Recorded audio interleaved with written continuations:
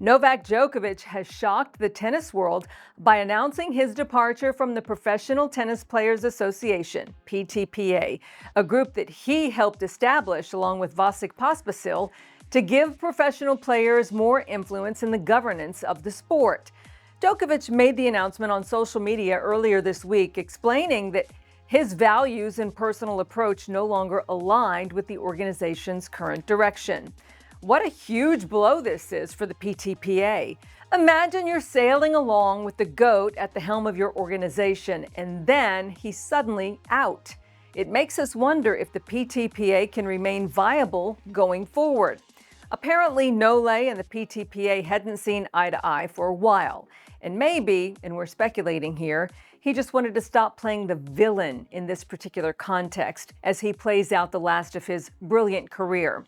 In a statement posted on X, Djokovic cited ongoing concerns about transparency, governance, and the way his voice and image were being represented.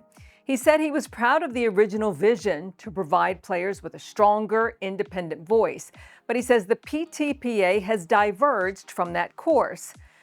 The PTPA was founded in 2020 with the goal of uniting players across the ATP and WTA tours and advocating for collective interests, particularly at a time when athletes felt underrepresented by existing governing bodies. And they did their best to ruffle some feathers over the last few years, taking a more aggressive stance with antitrust lawsuits against the ATP, WTA, ITF, and other governing entities, alleging anti-competitive behavior and systemic issues in how the sport is run. However, Djokovic's name was notably absent from some of those legal filings, and sources have suggested he disagreed with the scale and handling of certain legal strategies pursued by the organization.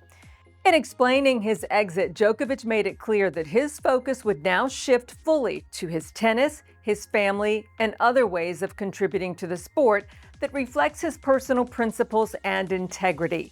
He also wished the players and individuals continuing with the PTPA well, but said for him, this chapter is now closed. So, question is, where does that leave the organization? Daniil Medvedev says Novak's departure is not a good look and that the PTPA's credibility could take a hit because it raises questions about unity within the players' movement. Now, we can't know the long-term impact of Novak's exit, but in terms of the organization's influence and how it shapes player representation in tennis, there is a lot of uncertainty. I'm Grace Carter. We'll see you next time here on Tennis Now.